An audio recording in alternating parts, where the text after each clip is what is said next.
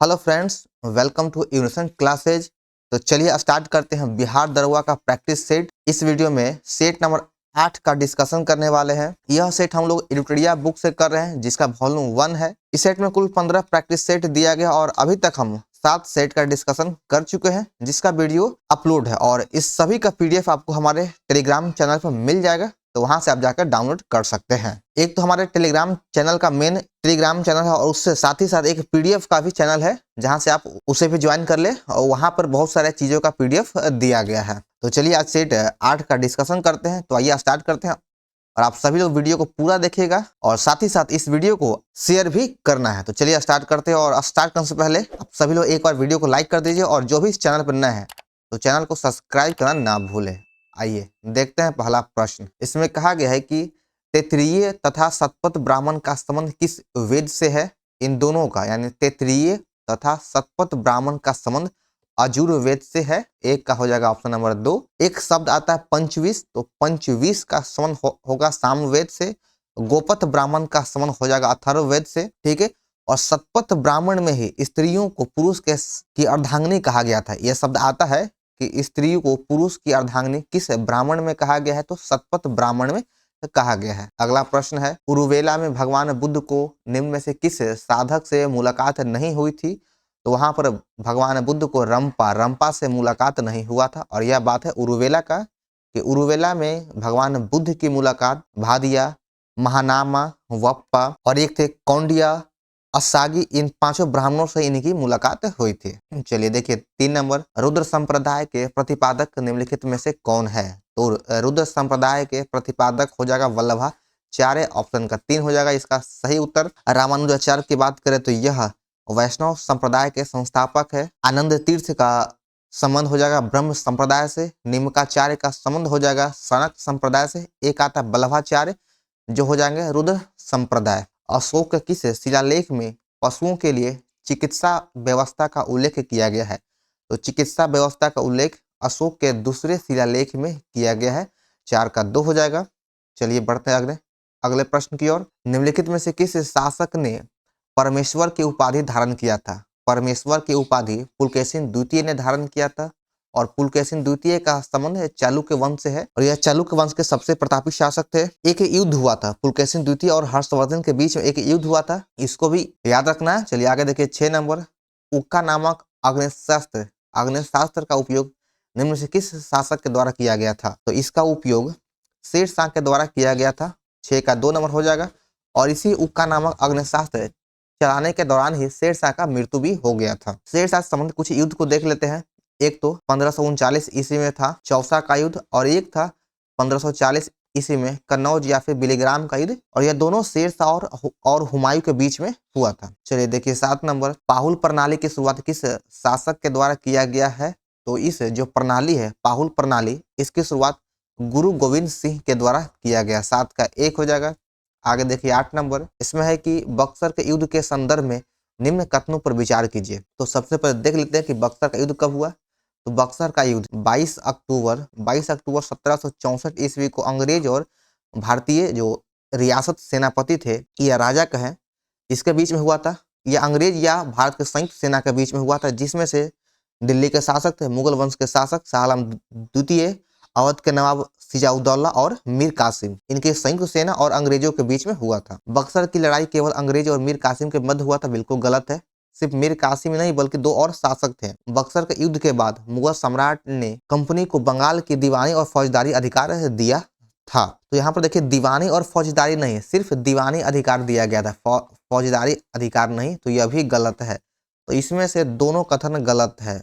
सत्य कूट का चयन कीजिए। तो इसमें से सत्य ना तो 1 और ना ही 2 है, दोनों गलत है। सर्वोच्चता की नीति किसके द्वारा आरंभ की गई थी? सर्वोच्चता की नीति का आरंभ लॉर्ड हेस्टिंगस के द्वारा किया गया है। लॉर्ड, यहाँ पर देख लीजिए लॉर्ड हेस्टिंगस। हेस्टिंगस 2 था, एक वारेन हेस्टिंगस है और एक लॉर्ड हेस्टिंगस था और वारेन हेस्टिंगस पहले आया था, उसके बाद फिर लॉर्ड हेस्टिंगस आया था। तो यहाँ पर सर्वोच्चता की नीति लॉर्ड हेस्टिंगस के द्वारा शुरुआत किया गया है। 9 का 4 हो जाएगा। अगला प्रश्न है 10 नंबर, निम्न में से कौन सा आदिवासी समूह पशुपालक नहीं थे? कौन वह आदिवासी समूह है जो पशुपालक नहीं था?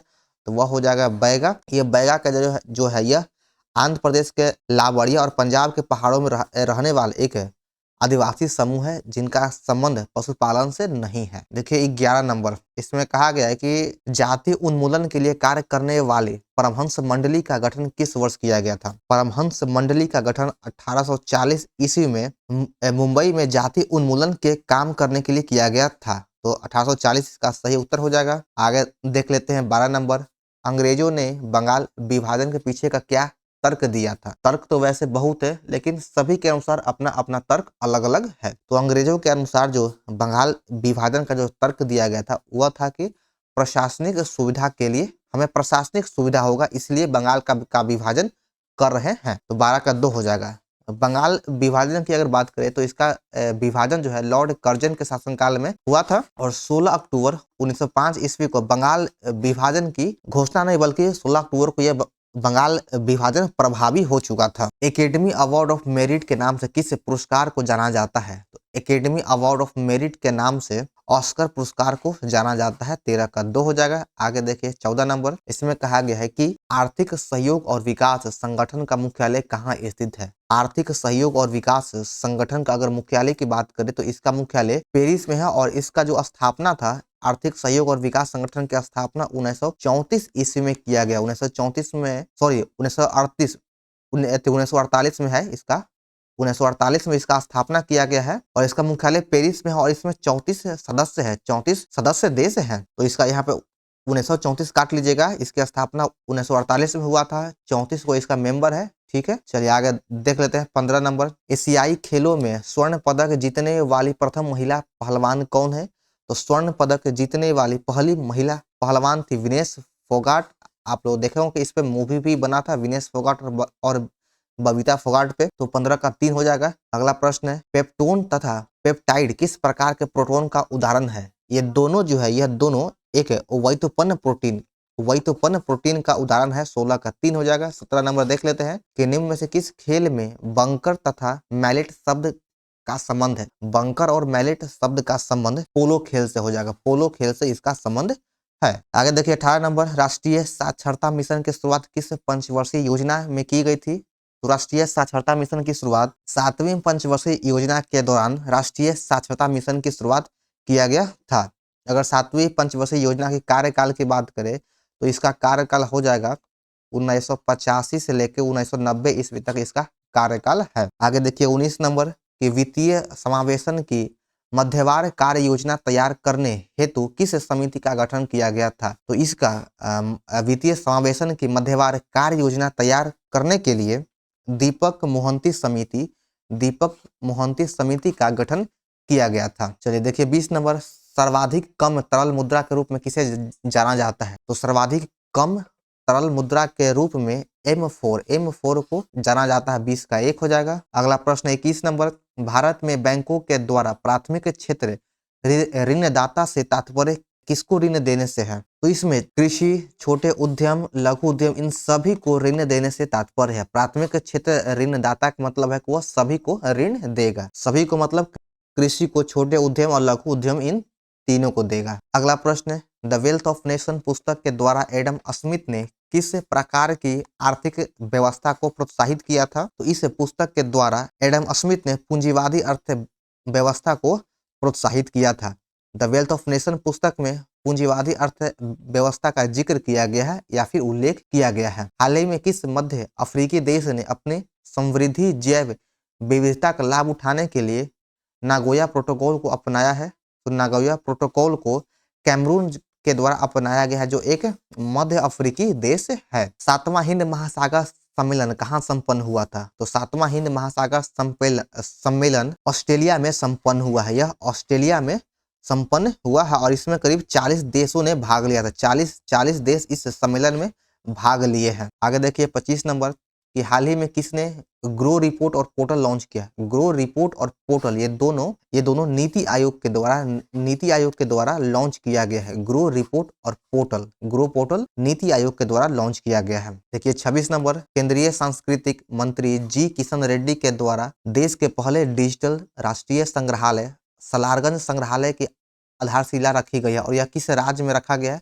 सलारगंज संग्रहालय की आधारशिला यह तेलंगाना सरकार के द्वारा या फिर तेलंगाना राज्य में रखा गया है। 26 का 4 हो जाएगा। चलिए देखिए अगला प्रश्न, यह भी काफी चर्चा में है कि प्रधानमंत्री नरेंद्र मोदी ने किस राज्य में वधावन बंदरगाह की आधारशिला रखी है। तो यह वधावन बंदरगाह करेंट अफेयर के दृष्टि से महत्वपूर्ण है। तो इसकी आधारशिला महाराष्ट्र में रखा गया है। महाराष्ट्र में वधावन बंदरगाह की आधारशिला रखी गई है। इसमें करोड़ 76,000 करोड़ रुपए की लागत लगाई जाएगी। सितंबर 2024 में भारत ने किस देश के साथ पर्यटन के क्षेत्र में सहयोग को मजबूत करने के लिए एक समझौता पर हस्ताक्षर किया है। तो यह हस्ताक्षर भारत और मलेशिया के बीच में हुआ है। तो भारत और इसका मलेशिया सही उत्तर होगा। आगे देखिए कि हाल ही में अमेरिका के नव निर्वाचित राष्ट्रपति डोनाल्ड ट्रंप अमेरिका में कौन से राष्ट्रपति हैं। तो अभी वर्तमान में अमेरिका के नवनिर्वाचित राष्ट्रपति हैं डोनाल्ड ट्रंप और यह 47वें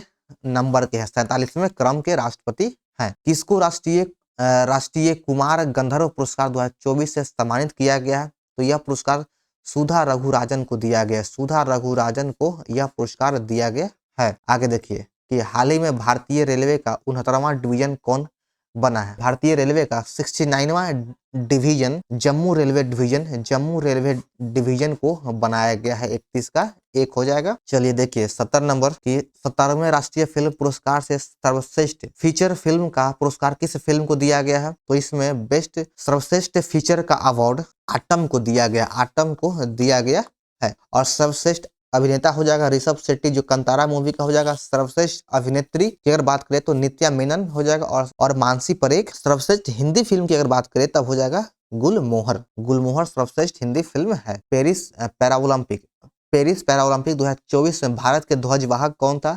तो पेरिस पैरा ओलंपिक में ध्वजवाहक था भाग्यश्री यादव और सुमित अंतिल, ये पैरा ओलंपिक में था। चलिए आगे देखिए 34 नंबर की borehole geophysical research laboratory BGRL ने किस राज्य में वैज्ञानिक गहन ड्रिलिंग कार्यक्रम पर कार्य करना शुरू किया है। तो यह महाराष्ट्र में शुरू कर दिया गया है। महाराष्ट्र में कार्य करना शुरू कर दिया गया है। मध्य प्रदेश सरकार ने किस वन्य जीव अभ्यारण्य में चीता का दूसरा आवास बनाने की घोषणा किया है। मध्य प्रदेश सरकार के द्वारा चीते की दूसरे आवास बनाए जाने की घोषणा किया गया और यह गांधी सागर वन्य जीव अभ्यारण्य में बनाया जाएगा चीते का दूसरा घर। आगे देखिए 36 नंबर की ब्लूमबर्ग बिलियनर्स इंडेक्स द्वारा जारी आंकड़े के अनुसार एशिया के सबसे अमीर व्यक्ति कौन बने हैं। तो इस इंडेक्स के अनुसार एशिया के सबसे अमीर व्यक्ति गौतम अडानी बन चुके हैं। गौतम अडानी एशिया के सबसे अमीर व्यक्ति बन चुके हैं। ग्लोबल लेबिलिटी इंडेक्स में दुनिया का सबसे अच्छा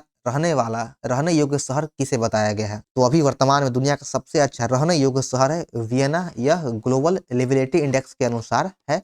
37 का 4 हो जाएगा। और यह ऑस्ट्रिया की राजधानी है वियना और दूसरा स्थान है कोपेनहेगन डेनमार्क में। भारत की राष्ट्रपति द्रौपदी मुर्मू ने सर्वोच्च न्यायालय के कितने वर्ष पूरे होने के उपलक्ष्य में सुप्रीम कोर्ट के नए ध्वज और प्रतीक चिन्ह का अनावरण किया है। तो इसके 75 वर्ष पूरा होने के उपलक्ष्य में सुप्रीम कोर्ट के नए ध्वज और चिन्ह का अनावरण किया गया। बिहार का मुख्य सचिव किसे नियुक्त किया गया है। तो हाल ही में बिहार का मुख्य सचिव अमृत लाल मीणा को मुख्य सचिव बनाया गया है। राष्ट्रीय अंतरिक्ष दिवस किस तिथि को मनाए जाने की घोषणा किया गया है। तो राष्ट्रीय अंतरिक्ष दिवस प्रतिवर्ष 23 अगस्त को मनाए जाने की घोषणा किया गया है। राष्ट्रीय अंतरिक्ष दिवस। चलिए देखते हैं 41 नंबर कि हाल ही में किस राज्य को विधानसभा ने एंटी रेप बिल 2024 पास किया था। तो यह प्रश्न शायद आप सभी लोग को जानकारी के अनुसार होगा। यह जो एंटी रेप बिल 2024 है यह पश्चिम बंगाल के द्वारा जारी किया गया या फिर पास किया गया है। पेरिस पैरा ओलंपिक में शीतल देवी ने ब्रॉन्ज मेडल जीता है। उनका संबंध किस खेल से है। उनका संबंध यानी शीतल देवी का संबंध निशानेबाजी से हो जाएगा। 41 का 1 नंबर हो जाएगा। आगे देख लेते हैं 43 नंबर। तो इसमें आपका 43 का 3 हो जाएगा, लोग देख लीजिएगा। 44 का फिलिंग द ब्लैंक्स है, तो इसमें भरना आई वॉज वेटिंग 2 आवर, तो खाली स्थान पे भरा जाएगा यहाँ पर 4, I was waiting for 2 hour. 45 का देख लीजिए, 45 का यहाँ पर हो जाएगा ऑप्शन नंबर बी स्ट्रिक्ट। चलिए देखिए 46 नंबर कि निम्न में से कौन सा शब्द स्त्रीलिंग नहीं है। इन चारों ऑप्शन में से कौन ऐसा शब्द है जो स्त्रीलिंग नहीं है। तो इसमें से पहिया यह एक स्त्रीलिंग नहीं है, पहिया स्त्रीलिंग नहीं है बल्कि पहिया पुल्लिंग शब्द है। 47 नंबर में कहा गया है कि एक मुंह दो बात, एक मुंह दो बात मुहावरे का अर्थ क्या होता है? तो एक मुंह दो बात, इस मुहावरे का अर्थ होता है कि अपनी बात से पलट जाना। मतलब हम जो बात कहें और उस बात से तुरंत पलट गए, तो यही हो गया कि एक मुंह दो बात। एक ही मुंह से हम दो बात कर रहे हैं, कभी हाँ कभी न कह रहे हैं। ठीक है, चलिए देखिए अगला है कि दिग्दर्शन का सही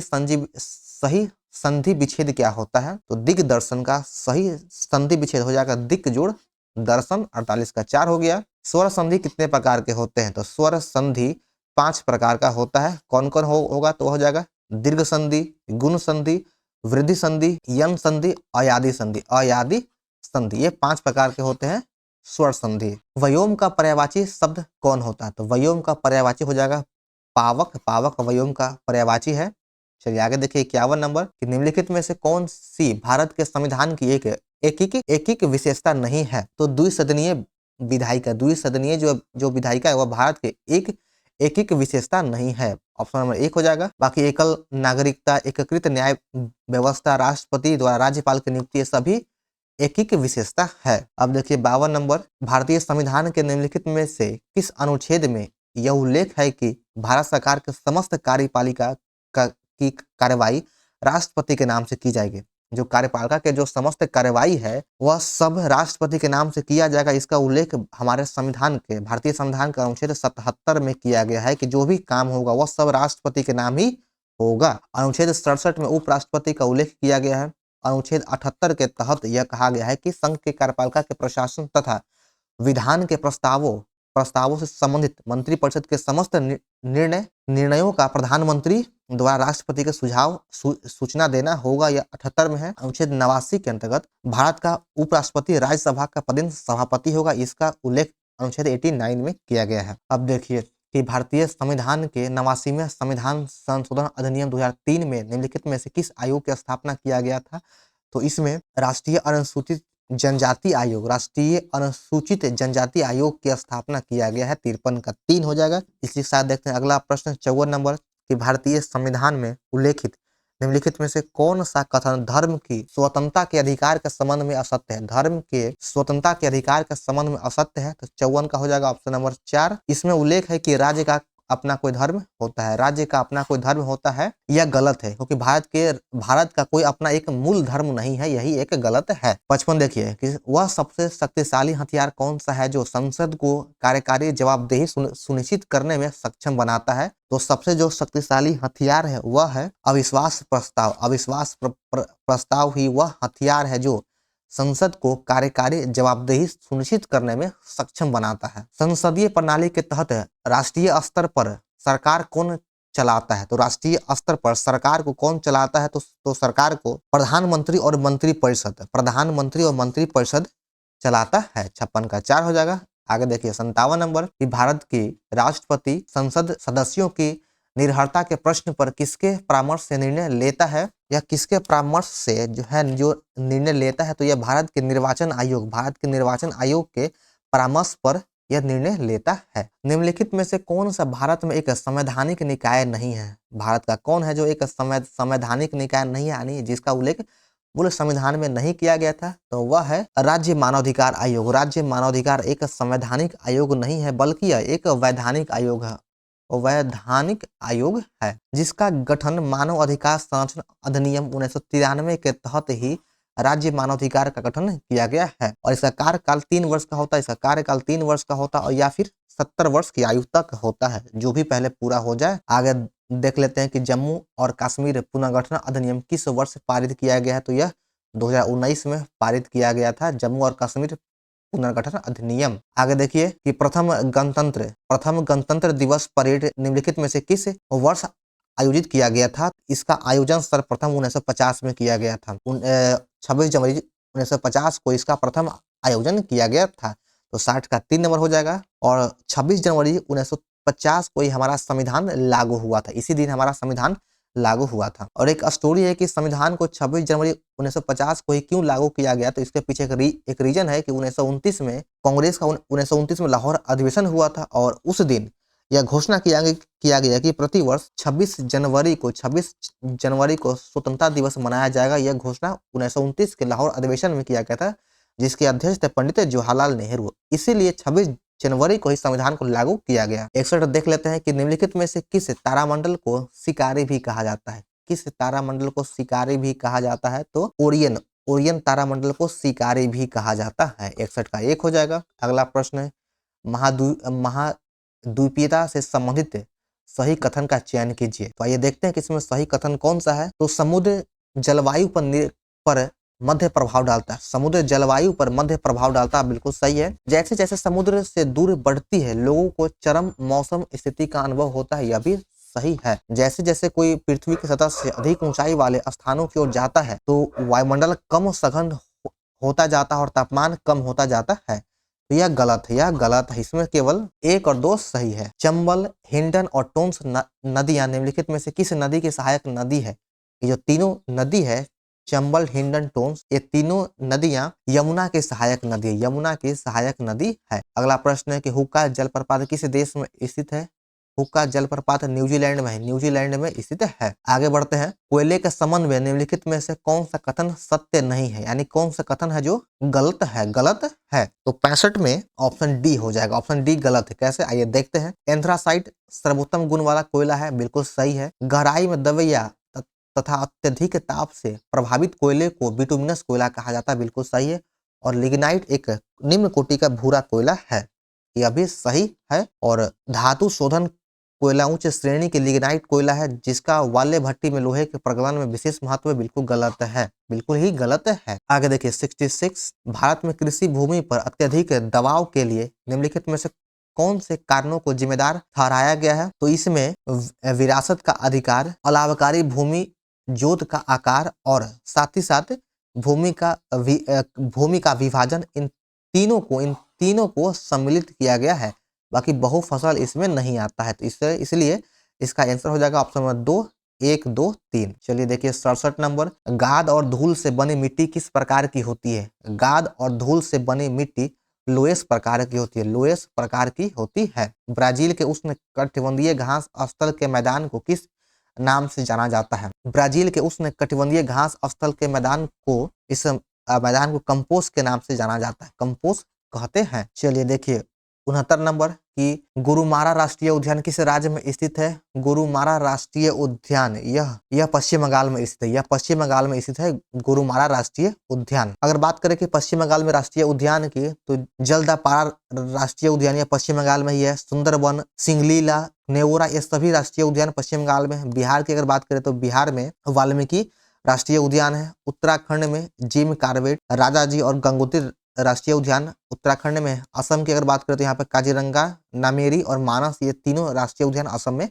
है। अगला प्रश्न है कि भारत में हवाई परिवहन निम्नलिखित में से किस वर्ष शुरू किया गया था? हवाई परिवहन की शुरुआत 1911 ईस्वी में किया गया था। इलाहाबाद और नैनी के बीच में, जो केवल 10 किलोमीटर के बीच में इसकी शुरुआत किया गया था। निम्नलिखित में से कौन सा श्वेत प्रकाश का उदाहरण है? इन चारों में से बहुरंगीय प्रकाश एक श्वेत प्रकाश है, श्वेत प्रकाश का उदाहरण है। किस नियम के अनुसार किसी विद्युत धारा द्वारा उत्पन्न ऊष्मा चालक के प्रतिरोध धारा के वर्ग और समय के अनुक्रमानुपाती होता है? तो यह किस नियम के अनुसार होता है? तो यह जूल के नियम के अनुसार ही जो ऊष्मा चालक के प्रतिरोध धारा के वर्ग और समय के अनुक्रमानुपाती होता है, जूल के नियम के अनुसार। अगला प्रश्न है 73 नंबर।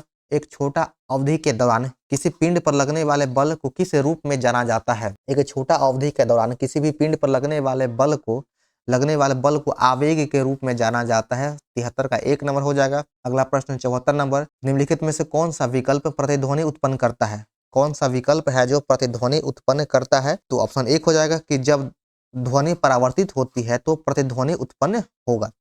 जब ध्वनि किसी सतह से टकरा कर लौटती है या फिर परावर्तित होती है तब प्रतिध्वनि उत्पन्न होता है। गुरुत्वाकर्षण तरंग का पता लगाने के लिए पहली बार किस यंत्र का उपयोग किया गया था? तो गुरुत्वाकर्षण तरंग का पता लगाने के लिए सर्वप्रथम LIGO यंत्र का उपयोग किया गया था। 75 का 2 हो जाएगा। आगे है 76 नंबर कि निम्नलिखित में से भौतिक राशियों में से कौन सा सदिश राशि है? कौन है जो सदिश है? तो इसमें हो जाएगा ऑप्शन नंबर डी गुरुत्वाकर्षण तीव्रता यह एक सदिश राशि है, बाकी ऊर्जा घनत्व द्रव्यमान अदिश राशि है। चलिए देखिए अब अगला प्रश्न, एक क्षण चुंबक के अंदर चुंबकीय बल रेखाओं के संबंध में निम्नलिखित में से कौन सा कथन सही है? तो इसमें से ऑप्शन नंबर सी होगा सही कि चुंबक के एस ध्रुव से एन ध्रुव तक चुंबक के साउथ पोल से नॉर्थ पोल की ओर अंदर होता। अगर बाहर की अगर यही पूछता तो बाहर की ओर नॉर्थ से साउथ की ओर होता। चलिए आगे देखिए 78 नंबर, निम्नलिखित में से कौन सा परमाणु संख्या का सही निरूपण है?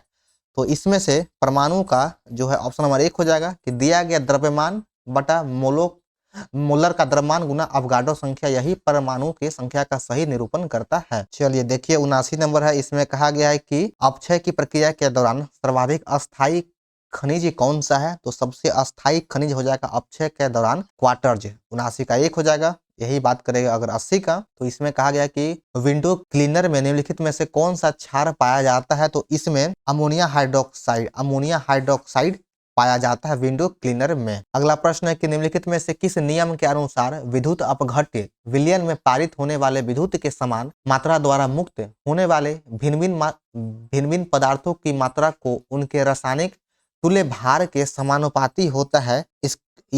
इसका उल्लेख माइकल फैराडे के द्वारा किया गया है। 81 का 3 हो जाएगा। अगला प्रश्न 82 नंबर कि असंतृप्त हाइड्रोकार्बन के दहन पर उत्पन्न ज्वाला का रंग कैसा होता है? तो इसके ज्वाला का रंग जो होता है वह पीला होता है। असंतृप्त हाइड्रोकार्बन में के दहन के पश्चात उत्पन्न ज्वाला का रंग पीला होगा। 83 नंबर देखिए, इसमें कहा गया है कि क्षारीय मृदा धातुओं के परमाणु क्रमांक के अनुसार निम्नलिखित में से कौन सा क्रम सही है? तो इसमें से ऑप्शन नंबर बी जो है बेरियम, मैग्नीशियम, कैल्शियम, स्ट्रांसियम, यहाँ पर बेरिलियम है कि बेरिलियम, मैग्नीशियम, कैल्शियम, स्ट्रांसियम और बेरियम, यह इसका सही क्रम है। 83 का 2 हो जाएगा। अगला प्रश्न है कि संगीत के सुरों पर कौन सा नियम आधारित होता है? तो संगीत के सुरों पर अष्टक नियम आधारित होता है। अष्टक नियम आधारित होता है। निम्नलिखित में से कौन सा एक उदासीन ऑक्साइड नहीं है? इन चारों ऑप्शन में से जो है यह sodium hydroxide, sodium oxide Na2O यह उदासीन ऑक्साइड नहीं है। 85 का ऑप्शन 2 हो जाएगा। 86 नंबर की अगर बात करते हैं तो इसमें कहा गया है कि ग्लाइकोजन की एकलक इकाई क्या है? ग्लाइकोजन की एकलक इकाई क्या है? तो यह ग्लूकोज हो जाएगा। ग्लूकोज इसका सही उत्तर है। कोशिका झिल्ली की सुरक्षा और लाल रक्त कोशिकाओं के निर्माण के लिए एक प्रमुख आवश्यक लिपोफिलिक विटामिन कौन सा है? तो लिपोफिलिक विटामिन हो जाएगा विटामिन ई हो जाएगा।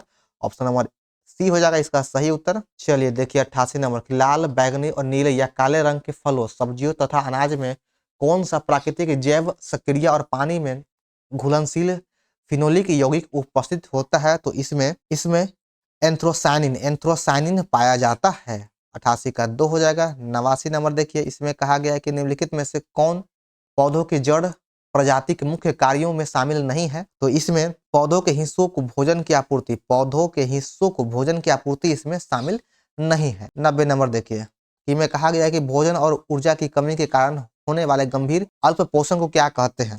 तो होने वाले अल्प पोषण को सूखा रोग कहा जाता है। भोजन और ऊर्जा की कमी से जो रोग होता है, अल्प पोषण से जो रोग होता है उसे सूखा रोग कहते हैं। निम्नलिखित में से कौन सा विटामिन B1 की कमी के कारण होने वाले बेरी रोग का लक्षण नहीं है? विटामिन B1 की कमी से बेरी रोग होता है और इसमें जो धीरे धीरे घाव भरना, यह विटामिन B1 की कमी से बेरी रोग का लक्षण नहीं है। 91 का 4 हो जाएगा। गर्भनाल में कितनी धमनियां होती है? तो गर्भनाल में मुख्य रूप से 2 धमनियां होती है। वह होती है नाभि धमनी और नाभि शिरा, यही गर्भनाल की 2 धमनी है। 93 नंबर में कहा गया कि उत्कीय प्रशिक्षण के लिए कोशिका द्रव्य, लाल रक्त कणिकाओं, कोलेजन और पेशीय तंतुओं को अभिरंजित करने के लिए इस्तेमाल किए जाने वाले उत्क्रमणीय, प्रदीप्तिशील लाल और अम्लीय रंजक निम्नलिखित में से कौन है? तो यह हो जाएगा इओसिन इसका सही उत्तर हो जाएगा। चलिए देखिए 94 नंबर की अस्थिमज्जा में पाई जाने वाली कौन सी कोशिका शरीर के लिए मरम्मत प्रणाली के रूप में काम करता है? तो मरम्मत प्रणाली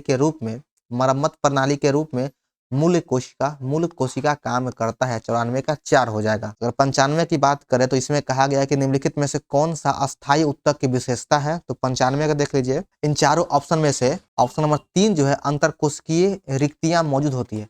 अस्थायी उत्तक की विशेषता यह है कि इसमें अंतरकोशिकीय रिक्तियां यानी खाली स्थान मौजूद होता है। चलिए देखिए 96 नंबर, आपको PDF पहले ही अपलोड कर दिया जाता है तो मैथ को बना लीजिएगा और इसका सही उत्तर हो जाएगा ऑप्शन नंबर सी 962। 97 की अगर हम जिक्र करें तो 97 का हो जाएगा ऑप्शन नंबर 2 23.1/3 दिन। ठीक है, और 98 की अगर देख लेते हैं तो 98 का ऑप्शन नंबर 1 हो जाएगा 18,000 रुपया। अब देखिए 99 का बात कर लेते हैं तो 99 का सही आंसर हो जाएगा ऑप्शन नंबर 3 882 रुपया। और 100 के अगर देख ले ऑप्शन क्वेश्चन नंबर 100 और इस सेट का अंतिम प्रश्न, तो इसका सही उत्तर है ऑप्शन नंबर ए 7.7:2। तो चलिए यहाँ से हमारा आज का सेट नंबर 8 समाप्त होता है। तो आप सभी को यह वीडियो कैसा लगा कमेंट जरूर करें, और पसंद आने पर वीडियो को लाइक और चैनल को सब्सक्राइब करना न भूलें, और इस वीडियो को अपने दोस्तों और ग्रुप में शेयर जरूर करें। तो चलिए मिलते हैं फिर नेक्स्ट वीडियो में। जय हिंद।